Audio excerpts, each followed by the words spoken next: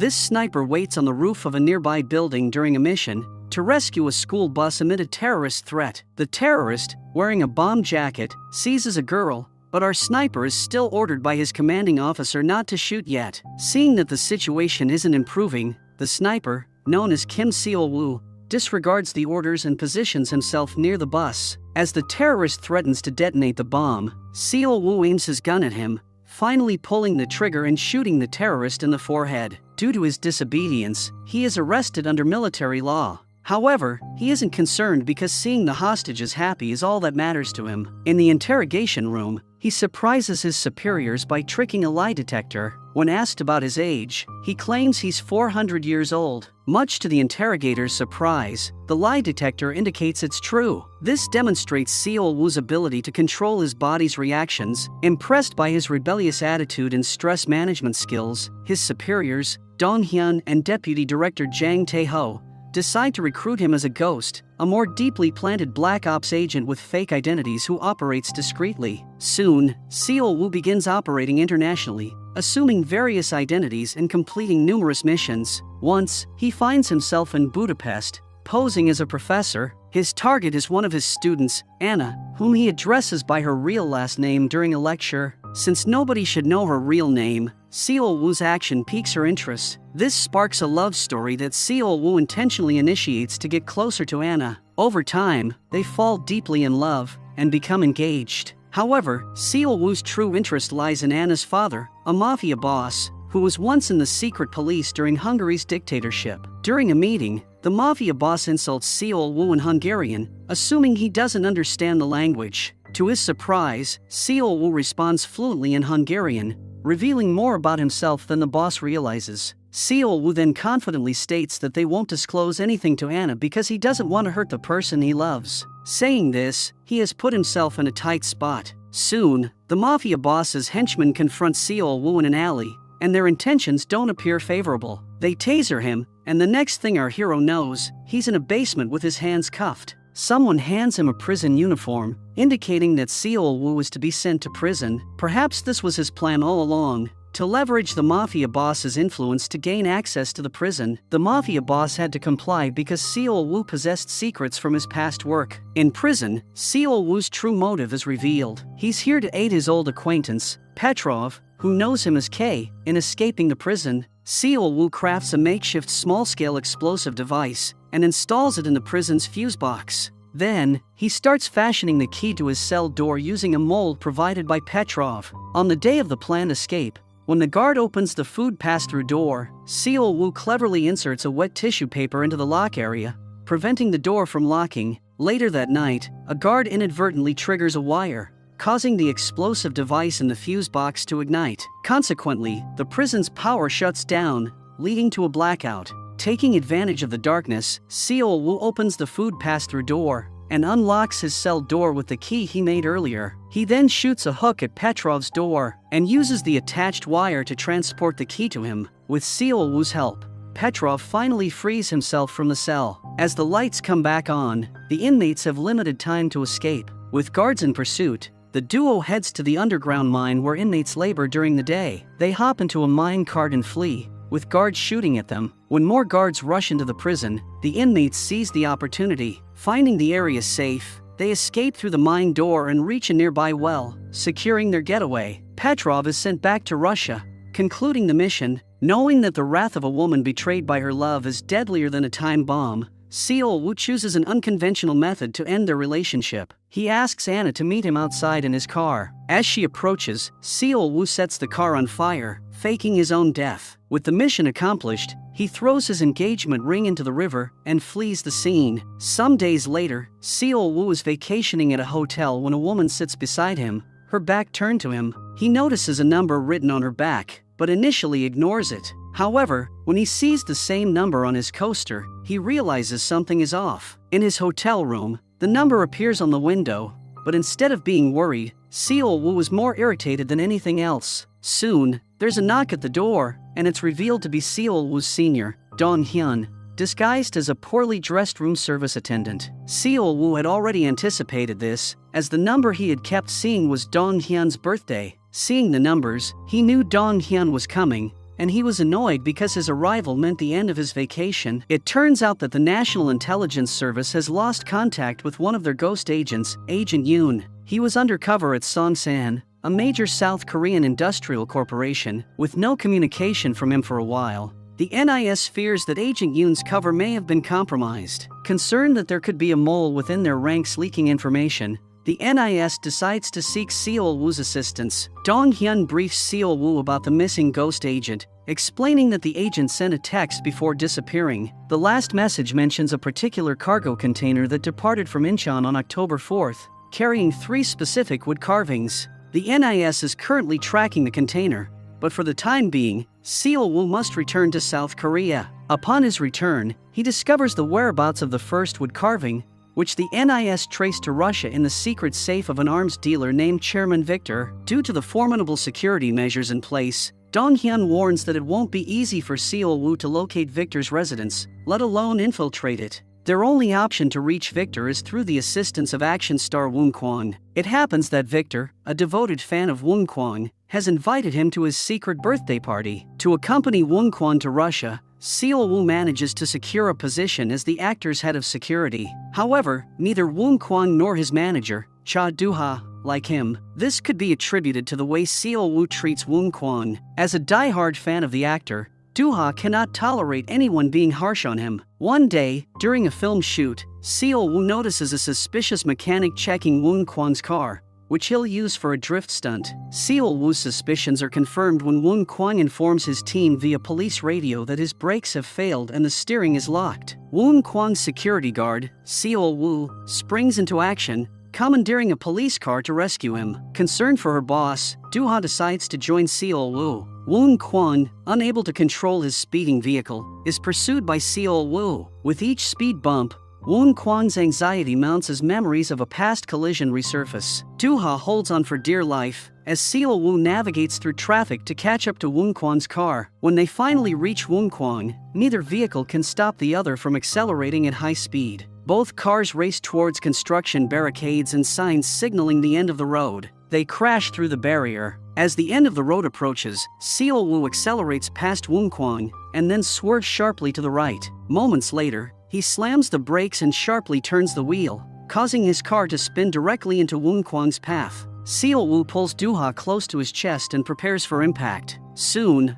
Woon Kwang slams into his car. Seol-woo applies the brakes and manages to stop Woon Kwang's car just in time. The collision knocks Woon Kwang unconscious, but miraculously, Seol-woo and Do-ha emerge unharmed. Injured, Woon Kwang is rushed to the hospital, where he experiences flashbacks of his accident 7 years ago. During a film shoot, his brakes failed, leading to a severe car crash. Although he survived, he endured months of physical therapy to recover. While hospitalized, his model girlfriend announced her engagement to Mo Sung-jae, a wealthy businessman and owner of Songsan. This news deeply distressed Woon Kwang, and his bitter past continues to haunt him to this day. Back in the present, Woon Kwang finally wakes up but remains weak, so he's kept sedated for rest. As he begins to regain his strength, he develops a brotherly bond with Seol-woo and confides in him about the betrayal by his girlfriend. To attend Chairman Victor's birthday party, Woon Kwang, Seol-woo, and Do-ha fly to Russia,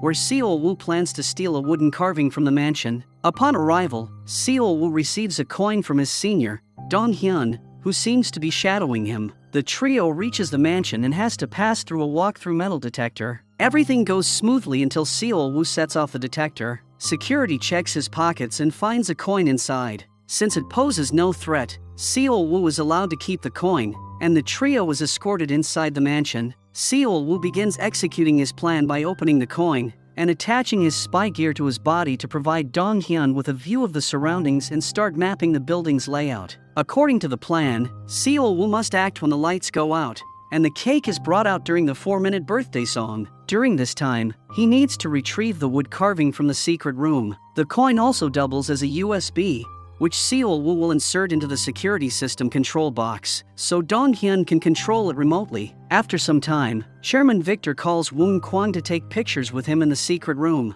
Initially, only Woon Kwang is permitted entry, but the actor insists on bringing his bodyguard, stating that Seol-woo is more than just a bodyguard. He's like a brother to him. Seol Woo isn't pleased with this arrangement because it prevents him from hacking into the security system. Despite his objections, Woon Kwang insists on bringing him inside, and Chairman Victor grants permission. As they explore the secret room, Seol Woo notices one of the artifacts, the same wood carving they were searching for. While Chairman Victor showcases his collection of artifacts to his guests, Seol Woo contemplates his next move. A flashback reveals that Seol Woo had previously met Major Petrov of Russia, the same person he assisted in breaking out of prison. The military had also sought to apprehend Chairman Victor, but lacked concrete evidence to do so. Seol Woo promised to provide Petrov with the evidence in exchange for a simple blast of an EMP, capable of causing widespread damage to power lines, telecommunications, and electronic equipment. Back in the present day, upon receiving a signal from Dong Hyun,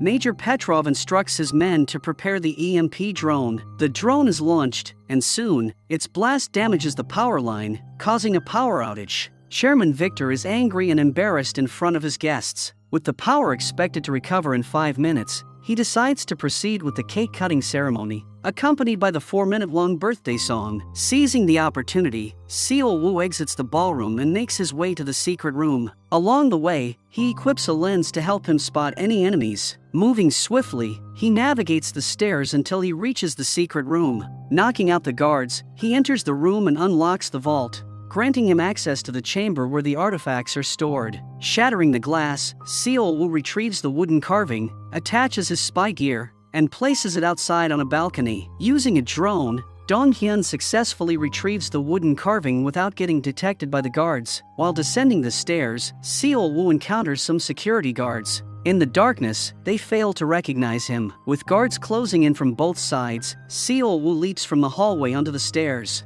Meanwhile, Doo-ha searches for Seol Woo. To avoid detection by the security guards, Seol Woo pulls Doo-ha close, pretending to be her partner and diverting attention away from himself. It leaves Doo-ha shocked, but the plan works as the security guards are unable to recognize him. Still shaken by the incident, Doo-ha questions Seol Woo's actions, but he dismisses it as a mistake and urges her to ignore it. As the lights come back on, Chairman Victor is informed by his guard about the EMP blast causing the outage and the robbery of the vault. Suspecting foul play, he urges the chairman to evacuate the building immediately. Suddenly, the party is interrupted by the sound of helicopters circling the venue, their dazzling lights blinding everyone inside. Soon after, hordes of Russian soldiers storm the mansion led by Major Petrov. While the military arrests Chairman Victor, Petrov exchanges a look with Seol Woo, who responds with a smile and a nod. The mission is successfully completed, and Seol Woo returns to South Korea. While examining the wooden carving,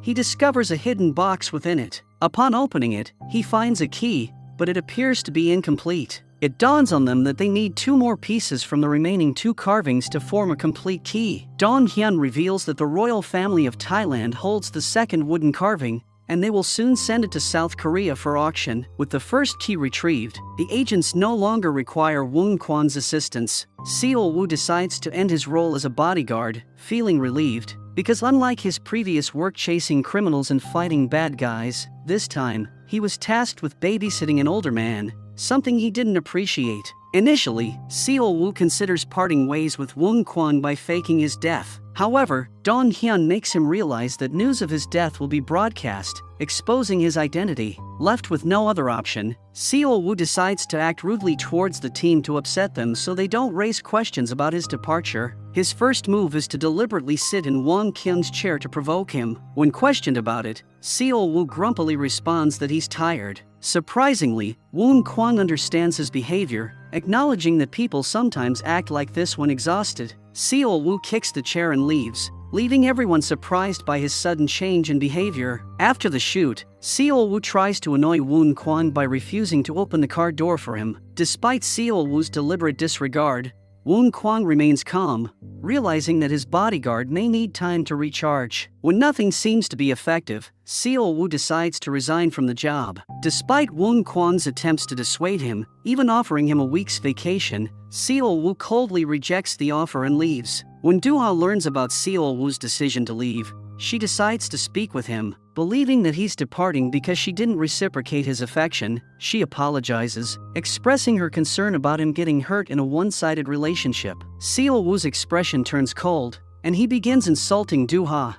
stating that he's not interested in women like her who are easy, simple, extreme, and make decisions without consulting others. He clarifies that whatever happened at the party was merely out of curiosity, and Doo-ha is not the reason why he's leaving the job. As Doo-ha struggles to hold back her tears, Seol-woo concludes by telling her not to think of him or come looking for him ever again. As the agent leaves the cafe, he receives a call from Dong-hyun, who instructs him not to resign from the job, emphasizing the importance of maintaining his current identity. Seol-woo is distressed, realizing he has ended things with Doo-ha in a terrible way. Seeking to make amends, he approaches Doo-ha and unexpectedly kisses her. Shocked, Doo-ha pushes him away and then slaps him across the face. However, in the end, Seol-woo manages to rectify the mess he created by explaining that he initially wanted to distance himself from Doo-ha for her own well-being, but now he realizes he can't push himself away from her. Apologizing, he informs her that he will cancel his resignation and continue working for Woon Kwon. Back at headquarters, Dong-hyun briefs Seol-woo on their next strategy. It turns out that to get the second wood carving,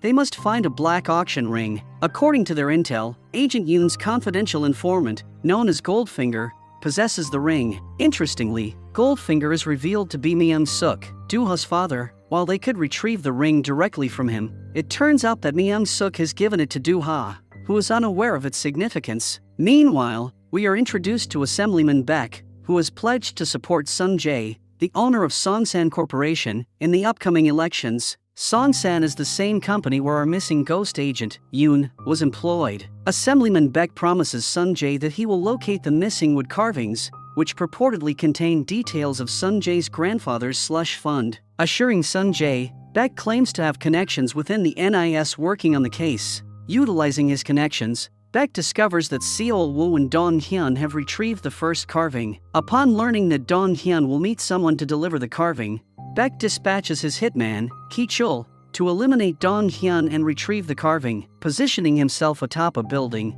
Ki-chul awaits Dong-hyun's arrival. As Dong-hyun steps out of the car, Ki-chul fires at him, only to find that the car is bulletproof. Undeterred, he prepares to attack once more, but he is suddenly shot in the shoulder by a sniper, none other than Seol-woo. It is revealed that the entire scenario was orchestrated by Dong-hyun to apprehend the individual responsible for Yoon's disappearance. By capturing the hitman, they hope to trace back to the person who hired him. After Seol-woo's initial shot, Ki-chul takes cover behind some boxes. Seol-woo provides cover for his seniors, Dong-hyun and Deputy Jang, as they ascend the stairs to apprehend the hitman. Ki-chul attempts to reach his weapon, but Seol-woo prevents him by firing continuously. In a bid to evade Seol-woo, Ki-chul sets off a smoke bomb, allowing him to change his position. Seol-woo pursues him, but Ki-chul retaliates by shooting at a cylinder, triggering an explosion that starts a fire, halting Seol-woo's advance. As Dong-hyun approaches the rooftop from the stairs, Ki-chul is forced to find another way to escape the area,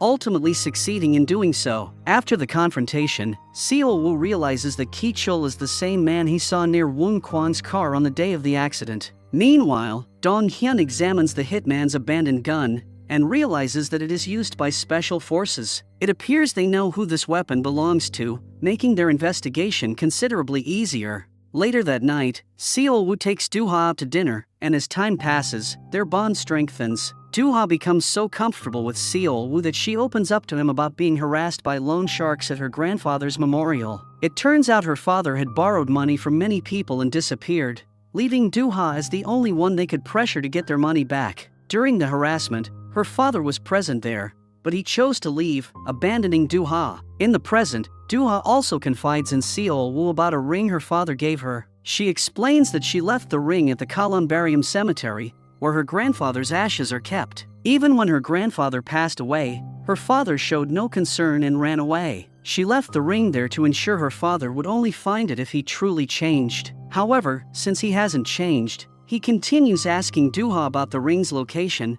unaware that it rests beside his father's ashes. After putting Doo-ha to bed, Seol-woo heads to the Columbarium Cemetery, where he finally finds the ring. He then calls Dong-hyun and informs him about it. The following day, he meets Doo-ha's father, Myung-suk, who boasts about the expensive watch gifted to him by the president of the Songsan Group, Mr. Sun Jae. It seems likely that he also wanted the ring, which is why he decided to do business with Myung-suk. When Seol-woo hears the company's name, he immediately takes out his phone and detects the watch. It turns out the watch is bugged. Upon discovering this, Seo Woo quickly dunks the watch into the water. Meanwhile, Sung Jae's henchman realizes that Seo Woo has caught them. Suspecting that Dooha's life might be in danger, Seo Woo promptly leaves the restaurant and calls Dooha, inquiring about her whereabouts. Learning that she is at the cemetery, Seo Woo asks if she sees any suspicious men around. When Dooha tells him that 4 men in black suits are in the same room as hers, Seo Woo orders her to go to the restroom. He then instructs her not to lose the coin he gave her earlier because it's the only way he can find her. With that said,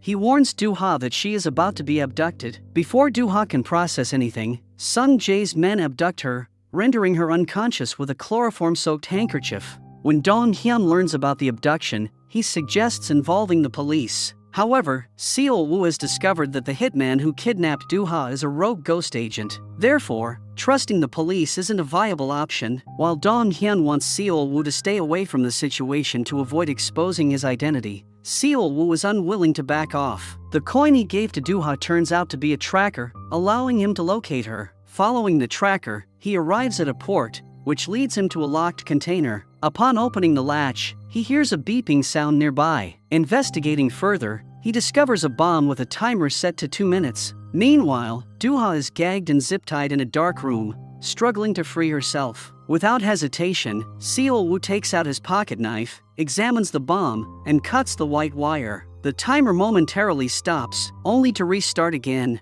Meanwhile, Dooha struggles to free herself, but her efforts are in vain. With only 10 seconds left, Seo Woo is still torn between which wire to cut. After careful consideration, he cuts the red wire, stopping the timer and disarming the bomb. As Seo Woo enters the container, he finds no one but a laptop live streaming Dooha from another location. Next to the laptop, he discovers the coin tracker, indicating that the abductors set a trap for him. Just then, Seo Woo receives a call from Ki Chul, who threatens to kill Dooha if Seo Woo fails to deliver the wood carving in the ring. Infuriated, Seo Woo shoots the laptop multiple times, venting out his frustration. At that moment, the SWAT team arrives, pointing their guns at Seo Woo, mistaking him for the abductor. Before they can fire, Dong Hyun arrives just in time, informing them that Seo Woo is one of them. As the SWAT team secures the premises, Seo Woo discreetly retrieves a part of the bomb to gather more information about it. Without wasting time, he reaches out to an old friend and asks about the bomb. Upon seeing the small cylindrical object, the man informs Seo Woo that Russia's first counterterrorism unit,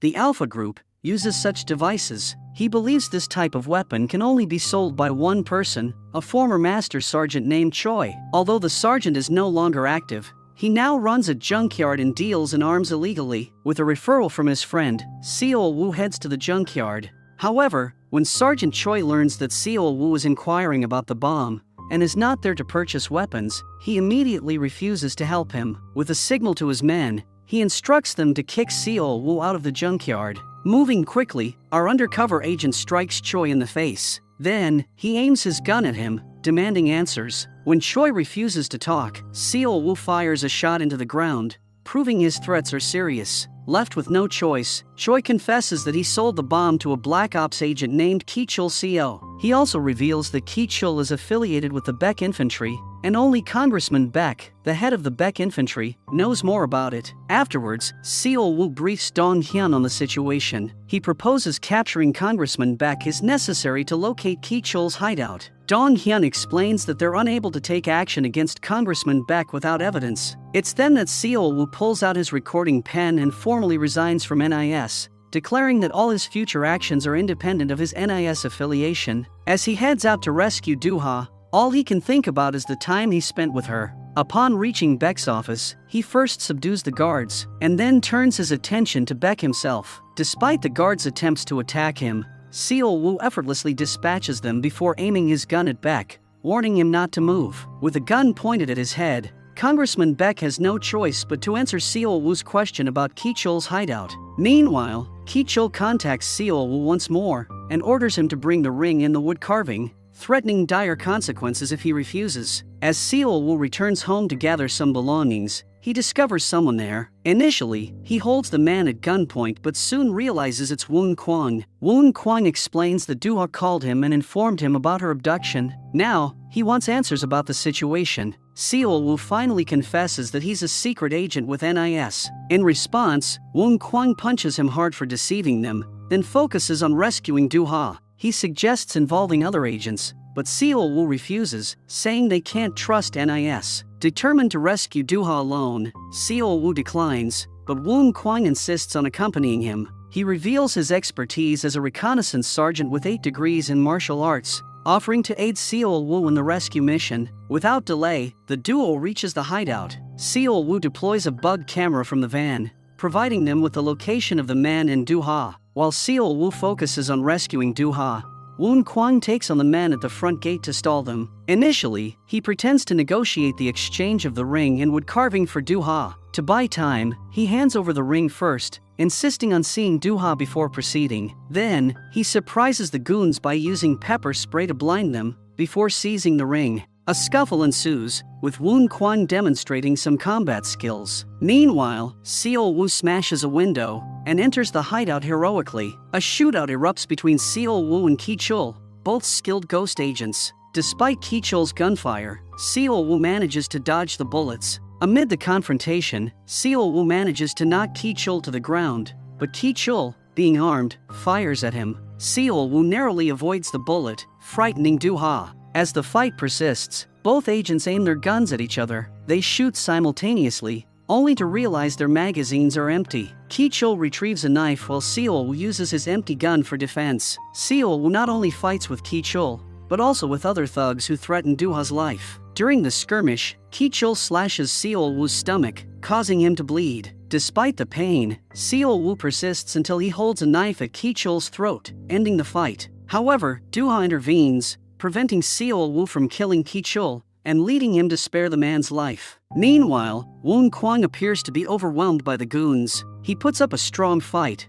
but it becomes apparent that he's struggling to hold them off. Just as the situation looks dire, Seol-woo arrives just in time, taking down the men and rescuing Woon Kwang. Together, they collaborate to subdue the goons until the SWAT team arrives. The goons are apprehended, and Doo-ha is rescued. As Woon Kwang releases Doo-ha, she locks eyes with Seol-woo, and they share a meaningful moment. Woon Kwang is hospitalized, where Dong-hyun requests him to sign a confidential agreement. He explains that the day's events are tied to national security, making it top secret and not to be disclosed to outsiders. Woon Kwang agrees and signs it, but Doo-ha refuses, insisting on hearing directly from Seol-woo. Dong-hyun arranges a meeting between them. When Doo-ha demands answers, Seol-woo apologizes for involving her. He reveals his true identity as a secret agent with NIS, explaining that being her bodyguard was part of his mission. With the mission aborted, he plans to resign. Confused and hurt, Doo-ha questions if their moments together were all a lie. Seol-woo only responds that Doo-ha is the most dangerous person to him. Despite struggling to accept the truth, Doo-ha signs the agreement,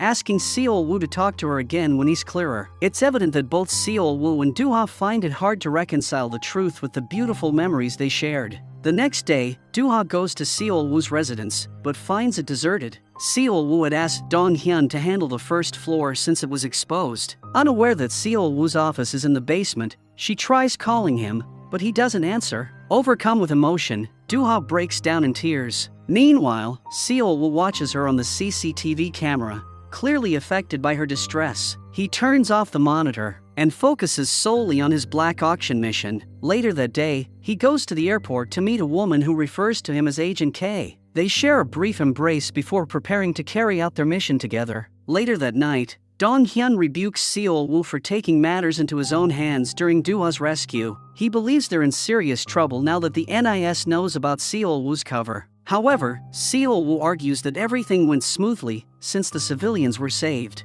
and the ring and wooden carving were unharmed. Meanwhile, with Ki-chul in custody, Sung-ji decides to distance himself from him, a decision supported by Congressman Beck. Sung Ji plans to employ his grandfather's strategy to resolve the situation. Although Baek worries about the company's reputation, Sung Ji proposes a solution. Baek must become mayor and president to restore their position. The next development unfolds rapidly. Department head Jang is abruptly dismissed, with his special activities fund frozen, while Dong Hyun is arrested for corruption and abuse of authority. Simultaneously, Doo-ha's father, Mr. Myung-suk, is taken into custody for the murder of Black Ops agent Robert Yoon, who was investigating Songsan's corporation. It's evident that Assemblyman Baek orchestrated these events. Meanwhile, Ki-chul is escorted to his cell by 2 police officers. However, when the elevator doors reopen, staff members are stunned to find the officers unconscious and Ki-chul missing. With department head Jang stripped of his authority,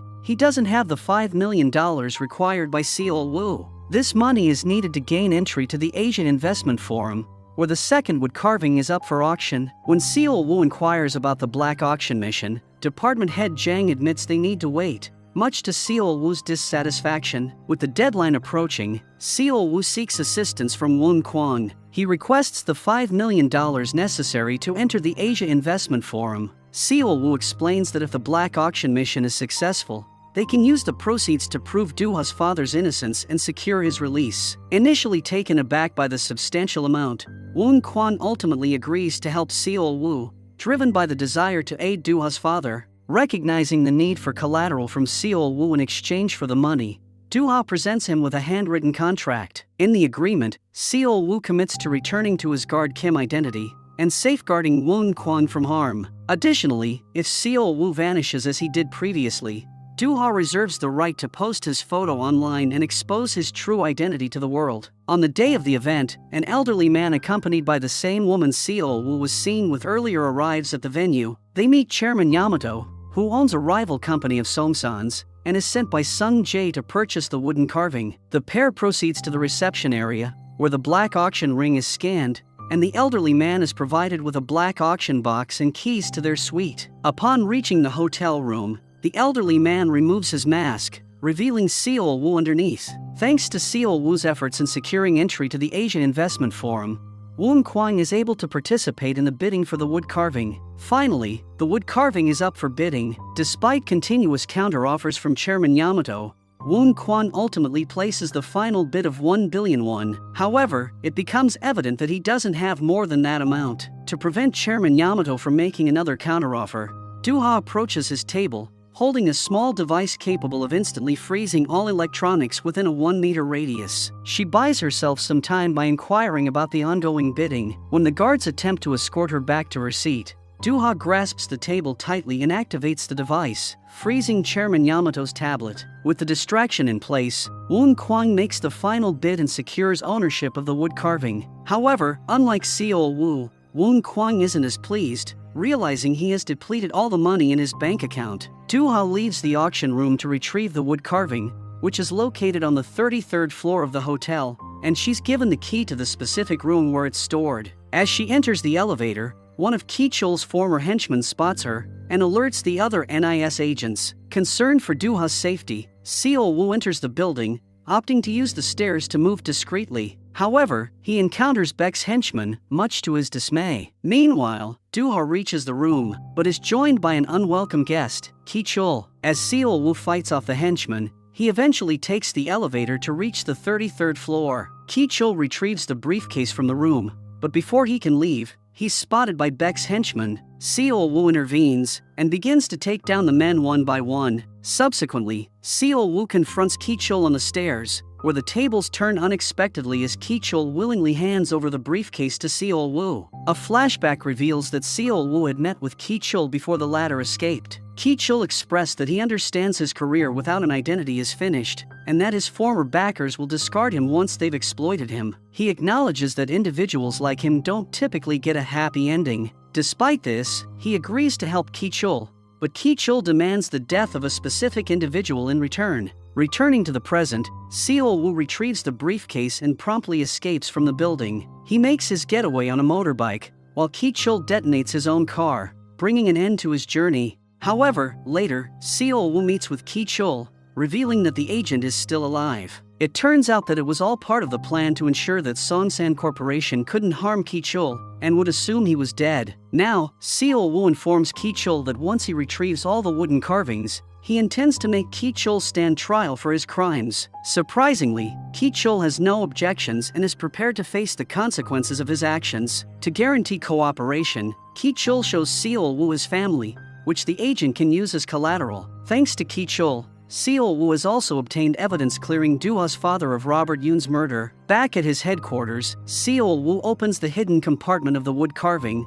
and retrieves the second key. Woon Kwang nearly has a heart attack upon seeing the artifact broken, knowing he had spent all his savings on it. With both keys retrieved, Seol-woo hands the artifacts to Woon Kwang so he can sell them to recoup his $4 million out of $5 million. Seol-woo updates department head Jang on the deal he struck with Ki-chul and provides evidence of Agent Yoon's killer. When Seol-woo inquires about the status of the third wood carving, he's surprised to learn that the NIS director is handling it. Later, while reviewing the CCTV footage of Agent Yoon's murder, Seol-woo notices that Agent Yoon was placing a book on the shelf when he was attacked. Investigating further, he finds a book with blank pages and realizes it's more significant than it appears. Meanwhile, NIS agent Jae Hyuk Choi visits Woon Kwang to inquire about Seol-woo, who is now considered a terrorist after being seen leaving the premises just before the explosion. Initially drowsy, Woon Kwang is on the verge of revealing Seol-woo's location. However, Do-ha wakes him,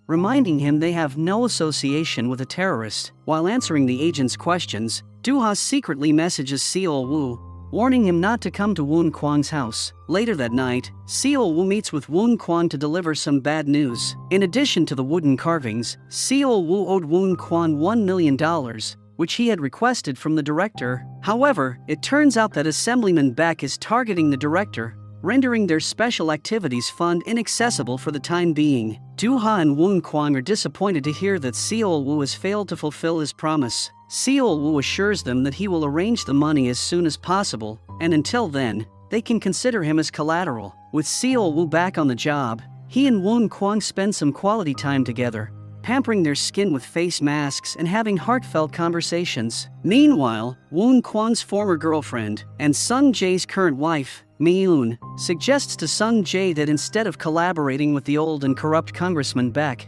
he should align himself with the young and principled department head Jang of the NIS. Sung Jae dismisses the idea, stating that Jang wouldn't cooperate with him. Mi-eun proposes that Sung Jae offer Jang what he desires. When asked for elaboration, Mi-eun suggests that Sung Jae empower Jang to dismantle Congressman Beck and Beck Infantry. Sung Jae embraces the idea and promptly arranges a meeting with department head Jang. Initially, Mr. Jang hesitates to accept the offer, but he eventually informs Sung Jae that he's seriously considering it. He confirms that Sung Jae will deliver Congressman Beck and the Beck Infantry to him in exchange for the 2 keys from the wood carvings. Additionally, they'll need to secure the third wood carving to finalize the transaction. As a result of the deal, Mr. Jang obtains photographs of Mr. Beck with Ki-chul, the rogue ghost agent involved in numerous criminal activities. Despite being cornered, Mr. Beck confidently asserts to Mr. Jang that no one can bring him down. On the other hand, Seol-woo utilizes chemicals to make the writings on the blank book visible. The pages reveal a series of numbers that resemble dates. Seol-woo decoded the numbers, revealing that Robert Yoon frequently visited an Am Cathedral on Mondays. Beside each date is written Rev 127,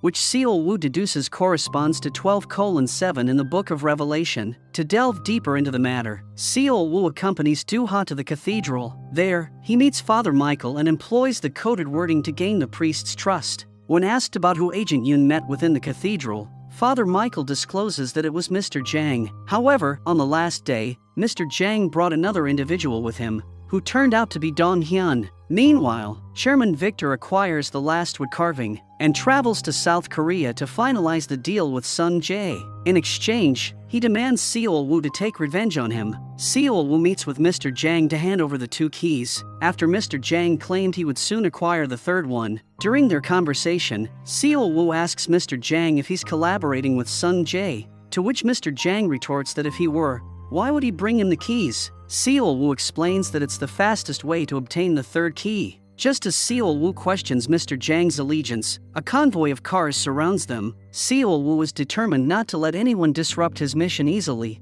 but Mr. Jang shoots him in the stomach. As a result, Seo Woo falls into the river, bleeding heavily from his wound. The fond memories of Do-ha drive Seo Woo to fight for his life, and he opens his eyes, swimming to the shore. Seeking aid for his wound, he turns to Ki-chul and asks for assistance. Ki-chul questions why Seo Woo trusts him, as he could easily kill Seo Woo and be free. Seo Woo explains that he cannot do this, as he seeks revenge on his handlers who abandoned him in prison. As Ki-chul removes the bullet, he reveals that it missed any vital organs or bones, making the injury easy to treat. Seo Woo realizes that it wasn't just luck. Mr. Jang deliberately shot him away from vital areas, indicating that he didn't want Seo Woo dead but rather wanted him to vanish. Meanwhile, Chairman Victor and Sung Jae receive a call from their henchmen, informing them of Seo Woo's supposed murder. Both are pleased to hear the news. According to the deal, Dong Hyun is released from jail. When he inquires about the woodcarving mission,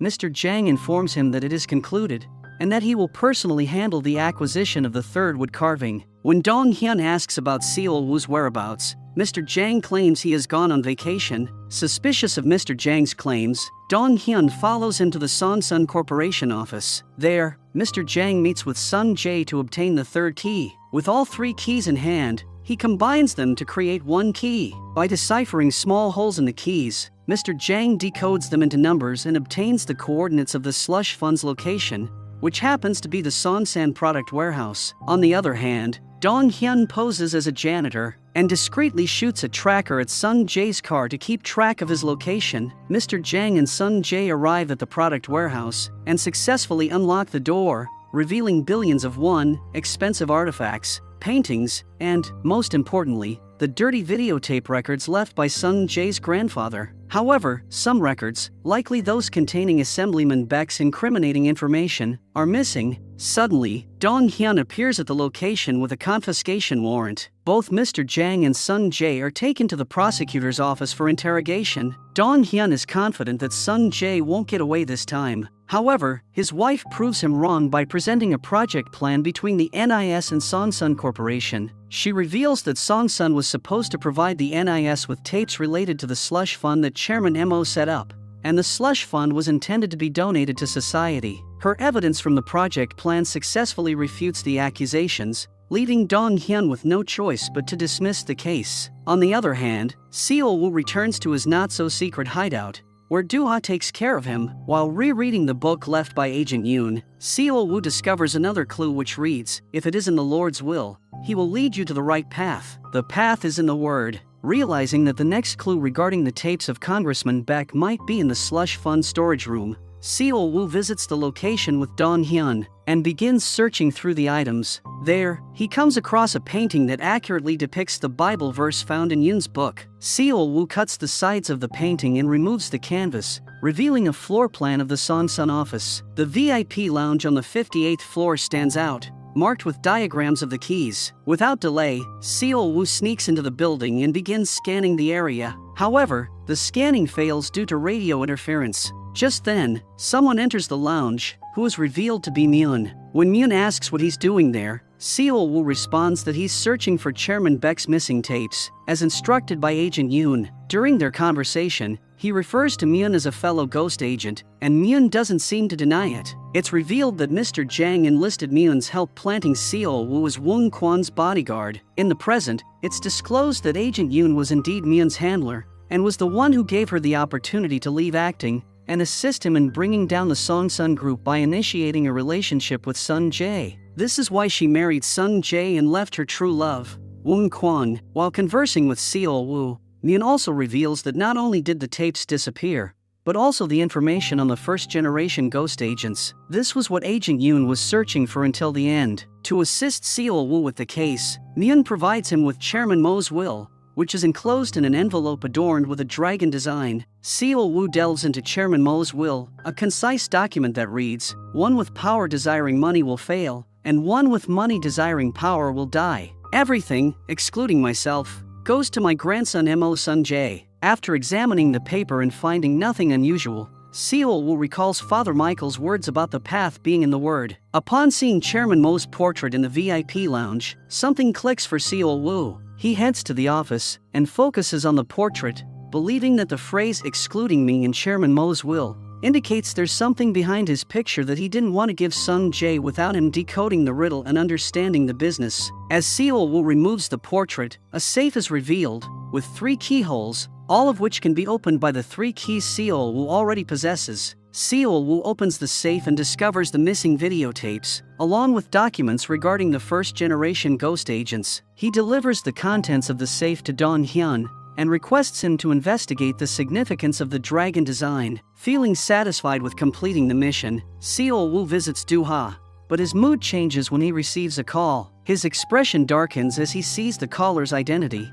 and his demeanor turns horrified as he answers the call. Meanwhile, Dong Hyun calls Director Im of the NIS and informs him about the tapes and the information on ghost agents. Director Im orders him to deliver the bag to the black car across the road. As Dong Hyun is crossing the road, he gets hit by a truck. Upon hearing the news of the accident, Mr. Jang immediately rushes to the hospital and learns that Dong Hyun's condition is critical. Mr. Jang then contacts Seol Woo, who is already carrying out his investigation at the accident scene. Visible tire marks on the road suggest that the driver deliberately accelerated in an attempt to kill Dong Hyun. This realization dawns on the duo that it wasn't an accident but a deliberate murder. Meanwhile, Director Im opens a case on his desk, revealing a rifle adorned with a dragon carving. It's revealed that the gun was a gift from Chairman Mo to Director Im. This revelation exposes the truth that Director Im is indeed the mole. He had collaborated with the Songsun Corporation from the beginning, and was also responsible for blowing Agent Yoon's cover.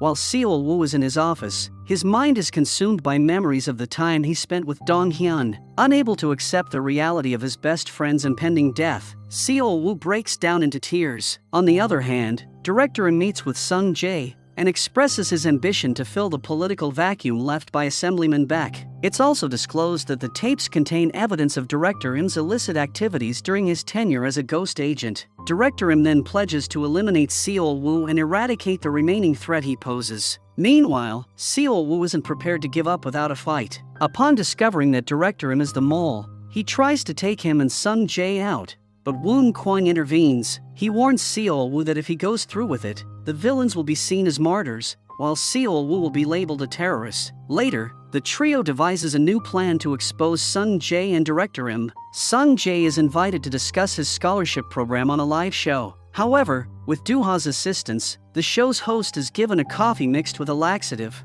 preventing him from attending the show. Woon Kwang steps in to offer himself as the replacement host, and since the show is live, the director is unable to cancel it. With Sung Jae unable to raise objections, the director reluctantly agrees to have Woon Kwang host the show. As the show begins, Seol Woo, disguised as a worker, discreetly attaches a microphone to Sung Jae's coat. He then reveals to Sung Jae that the microphone is rigged with an explosive device that detonates if a remote button is pressed. Sung Jae is given a chance to avoid this fate by answering the questions truthfully. The show begins, and Woon Kwang wastes no time in asking Sung Jae why he attempted to kill him twice. As evidence, he plays an audio recording of Sung Jae's right-hand man ordering the assassination. Sung Jae denies the accusations, claiming ignorance about his subordinates' actions. Meanwhile, Director Im sits in Sung Jae's office when he receives a call from Seol Woo. Seol Woo warns him that if he hangs up the phone, the bomb under the table will detonate. Back at the show, Woon Kwang directs the next question at Sung Jae, this time exposing Songsun's newly established foundation as a slush fund rather than a genuine charitable organization. Woon Kwang further questions about Dong Hyun's accident and the person behind this attempted murder. Under pressure to tell the truth, Sung Jae admits that the person behind everything is none other than NIS Director Im. Woon Kwang demands proof, so Sung Jae produces a USB drive from his pocket, claiming it contains a file detailing Director Im's past misdeeds. Shocked by Sung Jae's revelation, Director Im orders Seol Woo to detonate the bomb and kill Sung Jae immediately to destroy the evidence. When questioned about his attempt to kill Dong Hyun, Mr. Im justifies it as being for the country's sake, arguing that it would be disastrous if information about the first-generation ghost agents were exposed. Seol Woo reluctantly presses the button, but the bomb fails to detonate. Instead, the cover of the LCD screens in Sung Jae's office is removed, revealing that Director Im's confession has been recorded on the CCTV cameras. Frustrated, Director Im lashes out at the phone, only for Mr. Jang to arrive and arrest him for all his crimes. Assemblyman Baek is also arrested, and as per the promise, Ki-chul will testify against him. Miraculously, Dong Hyun is on his path to recovery. Department head Jang approaches him and announces that Dong Hyun is being awarded the Medal of Honor for playing a significant role in protecting the nation. Meanwhile, Seol-woo is living a normal life with Do-ha. However, his problems are far from over. Petrov pays a surprise visit and informs him about the resurgence of a group called Red October. He reveals that everyone from their previous mission, except them, has vanished. This implies they must leave the country and seek refuge elsewhere until the situation improves. During their final meeting, Do-ha gives Seol-woo the coin to help her keep track of his location. Seol-woo instructs Do-ha not to wait for him and departs the country. Yet Do-ha never stops thinking about him. After a year or two, Seol-woo receives a message from Petrov confirming the completion of the Red October mission. In South Korea, Do-ha checks Seol-woo's location on her phone when the blinking red light suddenly disappears. Initially worried, she soon realizes that it might mean Seol-woo was returning. As the series ends, Woon Kwon gets a new bodyguard, but he isn't pleased about it.